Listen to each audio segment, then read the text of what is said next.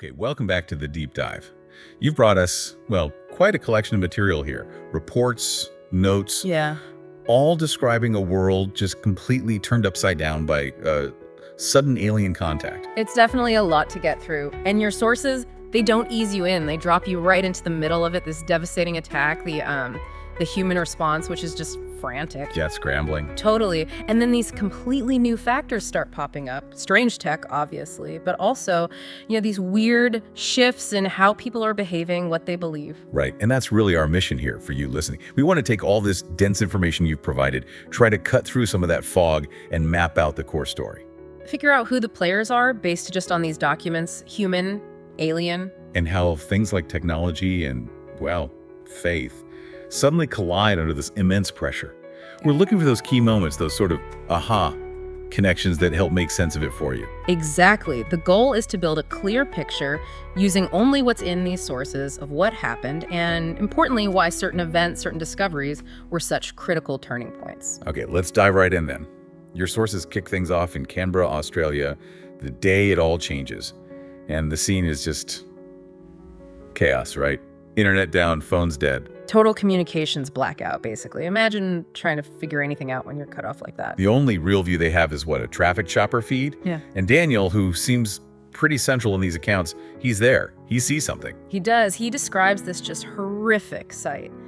A massive, dark, rolling ceiling of dust, clouds, Yeah. unmistakable mushroom cloud shape. And not just one, it sounds like, blending with others. Yeah, over Sydney. Yeah. And his first thought, which apparently echoes initial Pentagon reports, is the absolute worst case scenario. They nuked us. And that assumption, that fear, it triggers this immediate, full-scale military response. Your sources mention the Pentagon's command center buzzing, the SecDef, Gardner Davies being rushed somewhere secure. Secret Service moving the president, yeah. The destruction of Sydney, it was brutal. A real shock about how vulnerable they were. But then NORAD weighs in. And this is where the story takes a sharp turn, isn't it? Oh, yeah. General Amanda Carver, U.S. Space Command, their analysis, not a nuke. Not a nuke, so what was it? They describe it as a dense metallic impactor. Nickel iron, huge, about 75 meters across. Okay, a giant space rock. But how did it hit Sydney? Was it just dropped? Well, that's the thing. According to your sources, no, it was accelerated. Artificial means. They suggest something like a magnetic railgun. Like a giant gun in space firing a massive metal slug. Pretty much. And your sources actually raised that question. Why use something so blunt, for interstellar travelers? Just seems almost primitive. The speculation in the reports is, well, maybe higher tech weapons failed, or maybe they worried about jamming, interference. A kinetic weapon, once it's launched, it's simple, hard to stop. And your sources point out if the target has zero defenses, gravity alone from orbit is enough to cause massive damage. Right. Either way, Secretary Davies gets confirmation from global leaders. He's quoted saying, basically, whatever or whoever did this, it's an act of war upon this planet. No ambiguity there. None. And the immediate consensus? Retaliation, a proportionate response. That becomes Space Command's absolute top priority. And based on these documents, they didn't wait long for that response. U.S. missiles, Chinese missiles, launched at the object still up there. But it didn't go quite as planned. The object didn't just vaporize, it broke apart. Broke apart. Into how many pieces? NORAD initially cracked 24 distinct objects. But the weird part was how they were falling. Random trajectories, tumbling. Not like normal debris. Okay, so something's off about these fragments. Definitely. The reports flag some key characteristics. Radar saw them as meteors, but they were incredibly light, only about 2 metric tons each. Small too, maybe 3 meters across. Lightweight, small. Anything else? Yes, and this is the kicker. The radar returns suggested they were hollow. Hollow. Okay, that changes everything. Instantly. The military priority flips. It's not just about defense anymore, it's about recovery. Davies apparently ordered everyone onto it. Track them, find them. He calls them the highest value recoveries ever. So forget destroying them, now they desperately need to know what's inside. Okay, let's jump forward. Your material indicates about 2 months pass. Life is, well, trying to find some semblance of normal. There's a mention of Daniel helping his mother garden. Yeah, described as a touchstone to the old normality, a small anchor. But it's not the old normality at all. That entity, the one that hit Sydney, it now has a name in these reports, the Mosari. Right, and in the chaos following the attacks, something else has sprung up, something disturbing. This Church of the Mosari, Mosari worshippers. Initially, maybe attracting sci-fi fans, like the reports suggest. Oh. It turns darker. Much darker. Your sources document a real spike in violence linked to radicalized members. Yeah, I saw those mentions. A firebombing. Silver Creek, Alabama. 10 dead. And a shooting in a New York church. 4 dead there, plus the shooter. And then the big one, a bombing outside a recruiting center. Roanoke, Virginia. Killed dozens of recruits, right? At least 40. Yes. And your reports say someone named Gene Fletcher claimed responsibility. There was a manifesto basically saying fighting the Mosari is blasphemy. So the public concern noted here makes sense.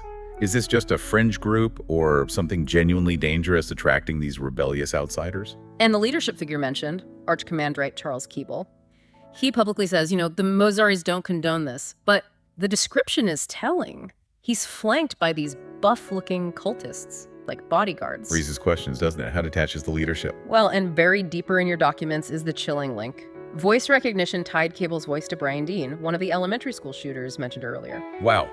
So a direct connection. Not so detached after all. So while all this is happening back home, the military's scrambling. They need to figure out how to fight an enemy they know almost nothing about. Your sources shift focus to Camp Perry, Virginia. A secret CIA facility, it says. And that's where Daniel West ends up. The training sounds absolutely brutal. Intense physical stuff, obstacle courses, run by Chief Hammond. Hammond gets mentioned a lot. His physical abilities are described as almost superhuman. Yeah, consistently noted. And the trainees, they're split. Homie's the U.S. team, Daniel's team, and the Webbies, an international group. And Daniel's path there is strange, isn't it? Lieutenant, yeah, but only 3 days in the Army before getting pulled into this secret unit. Highly irregular. Your documents make a point of that. It highlights just how unique, how specialized this whole operation is. And the training itself. Sci-fi weapons. Practicing against other humans, the Weddies sometimes. Designed to be unpredictable. It really gets at that core problem they face, which your reports emphasize. How do you possibly train to fight something you can't know anything about? Their entire playbook is based on human enemies. They don't know Mosari anatomy, tactics, anything. And a huge part of that prep involves using captured alien tech. Oh. Your sources go into a lot of detail about these exosuits developed at Camp Perry, based on files from a Mosari factory ship, again. That's what it says. And these suits sound incredible. Bonded to your DNA, your brain activity, custom made. They're supposed to boost combat ability, repair injuries, even make heavy gear feel light. Yeah, distribute weight. Nanites, probably. But the development wasn't exactly smooth sailing, according to these reports. No, what happened? There was a serious testing accident, a casualty, soldier named Alaus. Oh, man. And Chief Hammond's reaction, it's documented pretty vividly. He was furious. Demanded the scientists test the suits themselves first. It literally says, put that on before his people risk their lives again. But he's overruled. Sounds like it. Direct order from the president. Get the suits deployed now. The urgency was just too high. And they're using other Mosari tech, too. A real gun is mentioned. Heavy, but the suit makes it manageable. Right. And then there's this other device, the Mosari Library Cube, for information access. Daniel uses it. What does he see? Your sources describe this terrifying experience for him. Total blackness, then these visions, just cosmic scale destruction, planets shattering, ships obliterating, intense. And that leads to a word. One single cryptic word emerges, Gresian. And Dr. Martino, one of the scientists, apparently tells Daniel, if you ever meet a librarian, ask about Gresian. Oh, librarian. What does that mean? And Gresian, there's a massive clue, isn't it? Yeah. Suggests the Mosari aren't the only players out there. Maybe these Gresians are involved somehow. Okay, so they've got this experimental tech, this fragmented intel, and it leads to a real-world mission described in your documents. Yeah. Boston, targeting the first church of the Mosari. And the first thing that leaps off the page in those mission reports is just the sheer number of agencies involved. FBI, CIA, NSA, Homeland Security, ATF, plus local police chiefs, Army, Marines. It's not just a police raid or a simple military op. No way! That mix tells you this is incredibly sensitive, multi-layered, intel gathering, counterterrorism, direct action, all rolled into one. And the target zone itself is complex. The church, yeah, but surrounded by shops, apartments, a park, even a cemetery. All under drone surveillance. Making the tactical side a nightmare. The reports are clear. The cultists inside are a mix. Some are hostile, sure, but others are basically non-combatants, human shields. So standard military options, air support, tanks, a siege, they're all incredibly risky. Too many civilians nearby. Exactly, which is why the mission's real objective, as stated in your sources, wasn't just about taking down the cult. It was explicitly a test to evaluate the Exo Team's Mosari-derived soup's tactics and stealth capabilities. So they're hitting the Mosari influence, using the cult as a proxy, to test their new gear and strategies against a real, unpredictable threat. It's a field test, essentially. And the intel that finally triggered it, that voice recognition match. Linking Cubble, the leader, directly to Brian Dean, the school shooter. That gave them the justification they needed for such a high-risk operation. And the infiltration itself, using parking garages, maybe sewers, shows how careful they had to be in that urban setting. Yeah. Then the whole narrative in your source material just shifts. Yeah. Radically. We're suddenly off Earth entirely. A new planet called Linus. Yeah, the descriptions are vivid. Red grass, weird alien creatures called hexasquiggles. A human colony has already been set up there. But things go wrong pretty fast. Yeah. A supply container crashes. Crashes hard. And when they investigate the site, it's disturbing. How so? The debris, the container itself, it's described as being torn apart like a cardboard box by a wolf. And there's melted material around, not just impact damage. Something attacked it. Yeah. And they find something else nearby. Ancient structures. Yeah. Exactly, including a pyramid, which are later identified as Shaleen constructions. And here's the connection. These structures are apparently sacred in the Gresian religion. The Gresians again. So they're real. And they're here. Oh, they're real. They find tracks bigger than human hands, like a cat or dog print, maybe claws, and then they see them. What do they look like? The reports describe a humanoid heat sources, rippling shadows in blue armor, armed, plasma rifles.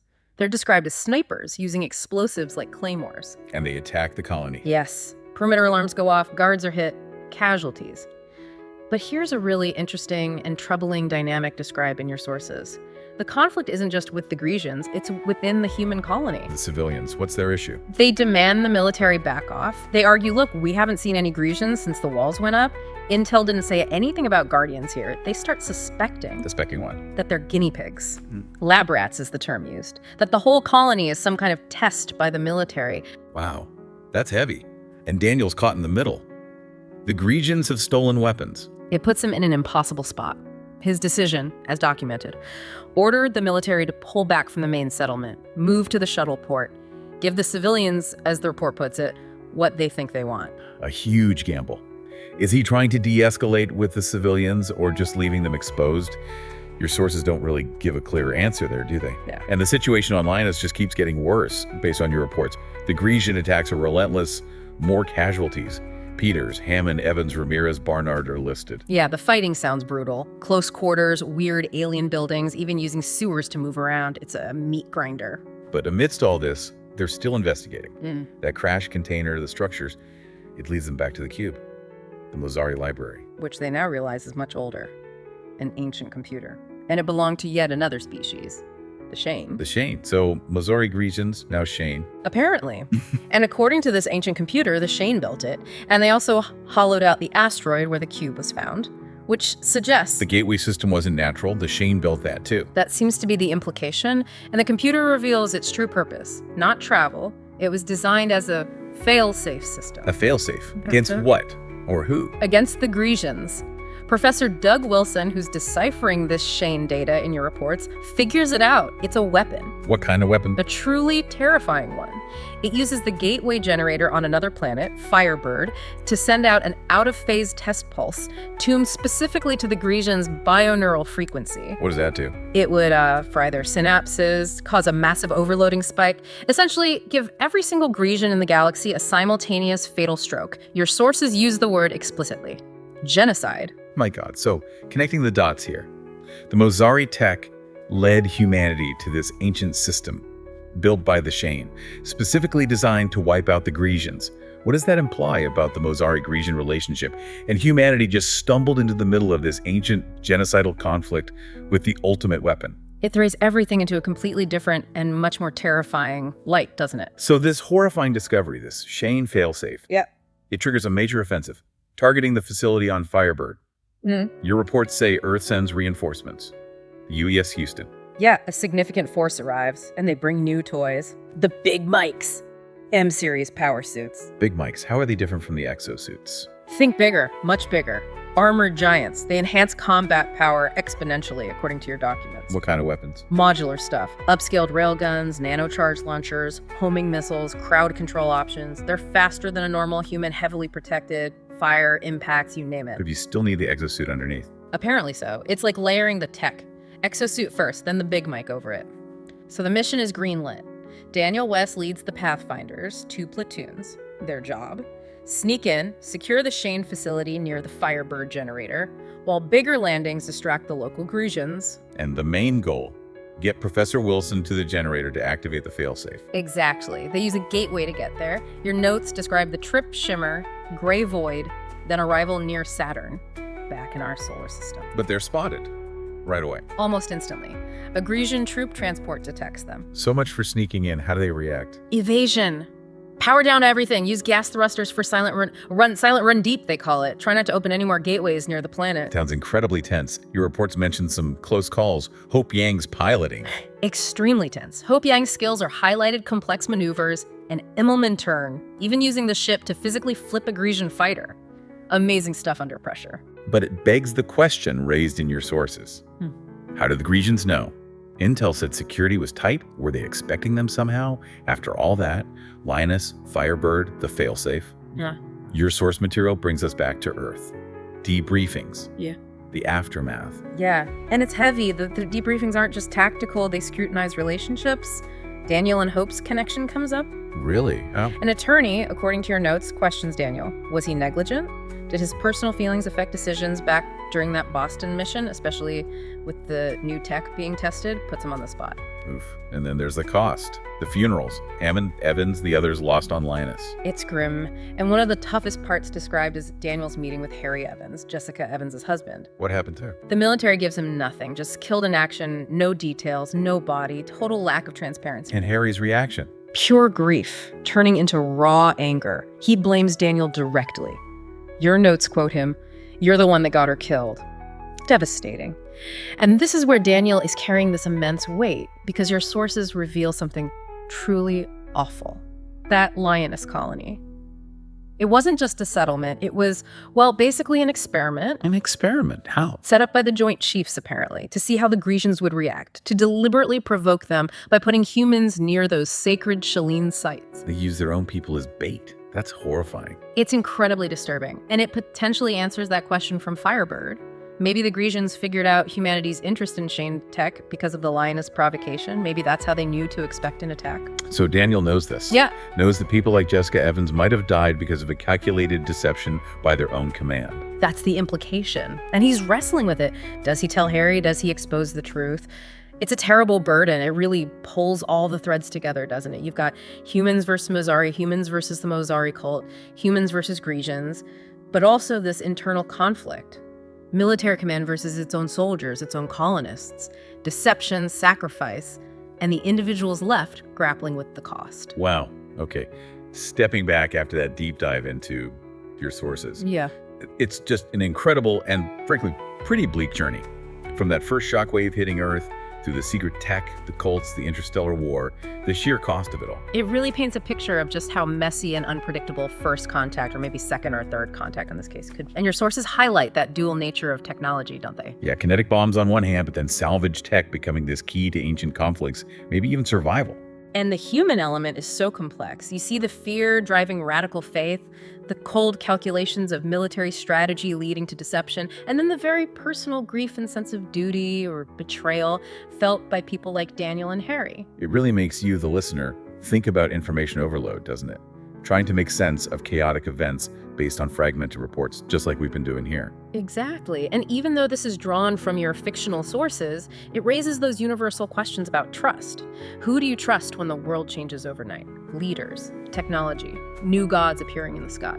And how far do you go for knowledge or survival? Where are the ethical lines drawn? How do you even define who the enemy is when the universe suddenly seems so much bigger and, well, more dangerous? Which brings us to maybe the biggest, most unsettling takeaway from these sources, that Shane failsafe, this button, capable of wiping out an entire species, the Gresians, across the galaxy in an instant. A species that, according to your sources, consider those sites humanity interfered with on Linus to be religiously significant. So, humanity, as depicted here, has stumbled upon the power for instantaneous, galaxy-wide genocide. Do they have the right to use it? And if they do, what kind of staggering responsibility comes with holding that power? That's definitely something to think about long after we finish here. A heavy thought indeed. Thank you for joining us for this deep dive.